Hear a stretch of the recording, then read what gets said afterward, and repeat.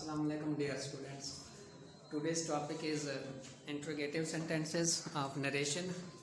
I hope and expect that after this completing lecture you will be able to understand how to make your interrogative sentence of narration. मैंने कहा कि मैं उम्मीद रखता हूँ कि जब मैं ये पढ़ा दूँगा आपको समझ आ जाएगी कि डायरेक्ट से इनडायरेक्ट में नरेशन फिक्रे आप कैसे डायरेक्ट से इनडायरेक्ट में चेंज कर लेंगे। इंट्रोगेटिव सेंटेंसेस बहुत ही इजी हैं। इनके लिए ये 5 तब्दीलियां आपने करनी हैं। डायरेक्ट में अगर सवाल या फिक्रा है उसका जब आप इनडायरेक्ट बनाएंगे तो ये 5 तब्दीलियां करनी है। पहली तब्दीली सेट टू को आस्क्ड में चेंज कर देना है। पहली तब्दीली यानी सेट यहाँ पर डायरेक्ट में आया हुआ है तो उनका जब आप इनडायरेक्ट बनाएंगे तो आस्क्ड में चेंज करेंगे। दूसरी तब्दीली कमाज को खत्म करने के लिए इफ या वेदर लगाते हैं। पहले कमाज को खत्म करने के लिए दैट यूज करते थे, कहीं कमाज को खत्म करने के लिए टू यूज होता है। तो याद रखें 2 जगह ऐसी हैं जहां पर हमने दैट यूज नहीं करना। इन कमाज को खत्म करने के लिए 2 जगह ऐसी हैं जहां पर हमने दैट यूज नहीं करना। वो कौन सी है? एक ये सवालिया कंडीशन है और दूसरा इंपेरेटिव सेंटेंसेस है। इंपेरेटिव सेंटेंस की इब्तिदा वर्ब से होती है, वहां पर भी हमने दैट यूज नहीं करना। और इंट्रोगेटिव में सवालिया सेंटेंसेस में कमाज को खत्म करने के लिए हम दैट यूज नहीं करेंगे। तो ये 2 तब्दीली 2 जगहों पर हमने दैट नहीं लगाना, बाकी तकरीबन पूरे नरेशन में दैट यूज करते हैं। तो डायरेक्ट से इनडायरेक्ट बनाने के लिए सवालिया अगर फिक्रा आ जाता है तो वहां पर हम सेट टू को आस्क्ड में बदलेंगे। दूसरी तब्दीली इन कमाज को खत्म करने के लिए इफ या वेदर लगाएंगे। तीसरी तब्दीली फिक्रे को बयानिया हालत में लिखेंगे। ये वेरी वेरी इंपॉर्टेंट पॉइंट है, इसको आप समझें कि फिक्रा बयानिया हालत में कैसे बदलेगा। How can we change the sentence, इसको हमने नरेटिव सेंटेंस में कैसे बदलेंगे, यानी बयानी हालत में हमने इसको कैसे चेंज करना है। डायरेक्ट फिक्रे में ये देखें हेल्पिंग वर्ब शुरू में होता है। इस हेल्पिंग वर्ब को हम सब्जेक्ट के बाद जब लिखेंगे, हेल्पिंग वर्ब को सब्जेक्ट के बाद जब ले आएंगे, सवालिया कंडीशन हम खत्म कर लेंगे तो वो फिक्रे के अंदर बयानी हालत बन जाएगी। बयानी हालत का बनाना बहुत जरूरी है। इनडायरेक्ट में सवालिया कंडीशन बाकी नहीं रखनी। इसके बाद चौथे नंबर पे है आखिर में सवालिया निशान की जगह फुल स्टॉप लगाएंगे। सवालिया फिक्रे में ये सवालिया निशान होता है एंड में, यहाँ पर हम क्या करेंगे जब इनडायरेक्ट बना लेंगे उस वक्त उस फिक्रे में बयानी हालत होगी, सवाल की बात ही नहीं होगी। जब सवालिया कंडीशन नहीं होगी तो हम सवालिया क्वेश्चन मार्क वहां पर नहीं लगाएंगे बल्कि फुल स्टॉप लगाएंगे। और 5वीं तब्दीली क्या है? डबल सवालिया फिक्रे में इफ या वेदर इस्तेमाल भी नहीं होगा। WH फैमिली जहां भी आ जाए तो उन्हीं से सेंटेंस खत्म हो जाता है, उन्हीं से कमाज खत्म हो जाते हैं। WH फैमिली में हम इफ वेदर इस्तेमाल नहीं करेंगे। अब इन 5 जो हमने ये उसूल लिखे हैं इनको इन एग्जांपल से समझते हैं। पहला फिक्रा है he said do you sing a song. Do you sing a song, क्या आप गीत गाते हैं? अब ये सवालिया कंडीशन है, ये डायरेक्ट है। इसका जब आप इनडायरेक्ट बनाएंगे, पहली तब्दीली क्या बताई है मैंने, सेड टू को आस्क्ड में, तो यहाँ पर क्या आएगा ही सेड यानी ही आस्क्ड। पहली तब्दीली कमाज को खत्म करने के लिए इफ लगा देंगे, ये कॉमे उड़ गया है इसके साथ। अब जो बात मैंने यहाँ पर मी लिखा है सेंटर में, ये ज़हन में रखें कि अगर फिक्रे में यू आ जाता है, यू कौन सा पर्सन है? सेकंड। आई और we first person, you second और बाकी ही शी इट और उनकी कंडीशन जो है वो थर्ड पर्सन। अगर यू आ गया है डायरेक्ट में और पीछे ऑब्जेक्ट नहीं है, क्योंकि सेकंड पर्सन ऑब्जेक्ट के मुताबिक चेंज करते हैं, तो आपने इनडायरेक्ट में ब्रैकेट के अंदर अपनी तरफ से खुद लिखना है मी, पता चले कि आपने इस यू को किसके मुताबिक चेंज किया है। तो ये ऑब्जेक्ट आप ब्रैकेट में लिख देंगे, मी लिखे, हिम लिखे, हर लिखे, कोई भी लिखे, ऑब्जेक्ट जरूर लिखेंगे। अब ही आस्क्ड मी, ये ब्रैकेट के अंदर मैंने मी लिखे हैं।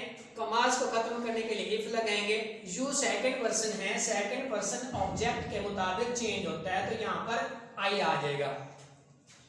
आई first form change into second, I sang a song. Do कहां गया? डू आता है इंट्रोगेटिव के लिए, सवालिया के लिए, तो वो प्रेजेंट इंडेफिनिट का डू डज जो होते हैं वो खत्म हो जाते हैं जब इसका इनडायरेक्ट बनाते हैं। सवालिया कंडीशन के लिए आते हैं, ये खत्म हो गया। अब यहाँ पर सेंग आ गया, if I sang a song. कुछ सेंटेंस ऐसे भी आ जाते हैं डायरेक्ट पहले से होते हैं, डायरेक्ट बनाना पड़ जाता है, वो थोड़े डिफिकल्ट हैं, आपको पहचानना पड़ेगा कि यहाँ पर क्या लगेगा। फर्ज करें यही आ जाए इफ आई सैंग अ सॉन्ग, तो उसके लिए सेकंड फॉर्म जब आ जाते हैं तो आपको फर्स्ट फॉर्म ढूंढनी पड़ेगी, डू डज लगाना पड़ेगा, फिर वो क्या बन जाएगा आपका, डायरेक्ट बनेगा। तो अक्सर में नहीं आते, वैसे जब मैं लेता हूँ लेंथी टेस्ट तो उसमें इंडायरेक्ट दे देता हूँ, कभी कभी डायरेक्ट बनाना पड़ जाता है, आपको डायरेक्ट देता हूँ तो इंडायरेक्ट। अबूर और एबिलिटी के लिए इंडायरेक्ट टू डायरेक्ट आने चाहिए और डायरेक्ट टू इनडायरेक्ट आने चाहिए। अगर आप काबिलियत चाहते हो तो हर टेंस के इनडायरेक्ट फिक्रा बनाओ, उसका डायरेक्ट बना सको, तब मैं समझूंगा कि आपको कुछ आता है।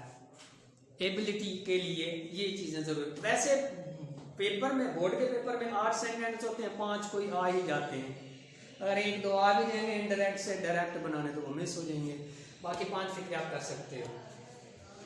दूसरे फिक्रे में मैंने लिखा है कि डबल सवालिया, ये वाला असूल। अब इस फिक्रे में हमने ये चारों बातें लिख ली, सेट टू को आस्क्ड में चेंज किया, कमाज को खत्म करने के लिए इफ लगा दी है, फिक्रे को बयानी हालत, अब ये डू डज खत्म हो गया, फिक्रा कंडीशन किस में है, बयानिया की हालत में आ गया है। और चौथी तब्दीली आखिर में सवालिया निशान की जगह यहाँ देखें फुल स्टॉप, यहाँ सवालिया निशान है, इधर फुल स्टॉप आ जाएगा। 4 तब्दीलियां सेंटेंस में हो गई हैं। अब 5वीं तब्दीली क्या है, डबल सवालिया। डबल सवालिया का अगला फिक्रा है कि he said what do you want me to do. अब यहाँ पर डबल सवालिया है प्रेजेंट इंडेफिनिट टेंस का, इसका जब हमने इनडायरेक्ट बनाना है तो वो 4 तब्दीलियां तो हमने करनी है। सेट टू को आस्क्ड में बदलना है, यहाँ पर कमाज को खत्म करने के लिए इफ या वेदर यूज नहीं करेंगे, इफ या वेदर यूज नहीं करना, हमने डबल एच फैमिली से ही कमाज को उड़ा दिए। और ये जो यू है ये कौन सा है, सेकंड पर्सन है, इधर आप ब्रैकेट में खुद लिख सकते हो ऑब्जेक्ट, तो यहाँ पर आप सेकंड के मुताबिक इसको चेंज करेंगे तो आई आ जाएगा। आई वांट की सेकंड हालत वांटेड, मी को हमने चेंज कर दिया हिम में, और टू डू वैसे का वैसा रह जाएगा। तो हिम कहां से आया, यहां आएगा, पीछे शी है, वांटेड आर टू डू। इसके बाद he said did she wash her clothes. ये जो 2 मैंने टेंस लिखे ना ये वेरी वेरी डिफिकल्ट है, बाकी तो बना लेता है बंदा। इसे मार change into was were, has have change into had, have been has been change into had been. लेकिन ये डू आ गया है, इसको क्या करना है, डिड आ जाए इसको क्या करना है, ये खत्म करने होते हैं हमको। और इन्हीं को ये थोड़े 2 टेंस जो है ये डिफिकल्ट है। अब ये वाला मैंने जो लिखे है डिड के हिसाब से कि he said did she wash her clothes, तो इस सेंटेंस में डिड जो आया है ये बताएगा आपको कि ये कौन सा टेंस है। डिड पास्ट इंडेफिनिट है, यानी second form change into third, had के बाद थर्ड फॉर्म, यानी past indefinite change into past perfect. अब ये डिड को हमने चेंज किया किसमें, ये डिड खत्म हो जाएगा, इसका आप इनडायरेक्ट बनाते हैं तो सेट टू को पहली तब्दीली, सेट टू को आस्क्ड में कमाज को खत्म करने के लिए इफ लगा दिया। और इसके बाद शी कौन सा पर्सन है, थर्ड, किसके मुताबिक चेंज होगा, ही के मुताबिक चेंज होगा। What a great excellent answer, यानी आपने नस्ल तब्दील कर ली, लड़की को लड़का बना दिया, कितनी इंटेलिजेंट है। ये कोरोना का असर है आपका कसूर नहीं है। थर्ड पर्सन चेंज नहीं होता, तो आपने शी को ही में बदल दिया, आप कहते हैं चेंज नहीं आता है, थर्ड पर्सन तो चेंज होता ही नहीं है। शी है तो शी लिखेंगे, ही है तो ही लिखेंगे। अब आप यहाँ पर कभी क्या कह रहे हैं कभी क्या कह रहे हैं, लिहाजा ये शी का शी ही लिखेंगे। इफ शी डिड आ गया had washed। had फिक्रे को बयानिया में अगर किसी डीडी की जगह हैड लिखेंगे तो सवालिया रह जाएगा। yes sir बयानिया हालत कैसे बनी, ये डीडी जो है, ये हैड जो है, ये यहाँ पे आ गई, सी के बाद आया सब्जेक्ट के बाद आपने हेल्प वर्ब लिखा तो फिक्रा बयानिया बन गया। yes sir अगर शुरू में यहाँ लिखते तो सवालिया रहता। सवाल आ तो डू जैसे खत्म हो गया वैसे डीडी ये खत्म हो गया है, और इस डीड को हमने चेंज कर दिया हैड के बाद थर्ड फॉर्म, यानी second form change into had के बाद थर्ड फॉर्म। तो she had washed her clothes, ये अब इसके ऊपर वो चारों रूल्स लागू हो गए। अब मैंने इसी का नेगेटिव डबल स्माइल और मनफी लिखा है कि पता चल जाए आपको पास्ट एंड आपने लिखे डबल स्माइल फिक्र कैसा होता है। He said why did he not learn his lesson, interact क्या बनेगा, सेड को आस्क्ड में, ही आस्क्ड व्हाई। अब ही को किस में चेंज करना है, ही को चेंज नहीं करेंगे, ही को ही में करेंगे। No sir third person change नहीं आता है। अच्छा थर्ड पर्सन चेंज, ये तो समझ आ गई आपको। He asked why he had not learned his lesson। अब यहाँ पर क्या ज़ाहिर किया जा रहा है कि did not को had not में चेंज किया, Yes, sir। he का ही रखा है हमने, और थर्ड फॉर्म his lesson वैसे। Yes, डबल सवालिया फिक्रे में ये चीज निशानी ये वाली का WH फैमिली वाली जितने भी वर्ड्स हैं उनके लिए हमने यहाँ if या whether इस्तेमाल नहीं किया, बाकी भी हर टेंस ऐसे ही चेंज होगा।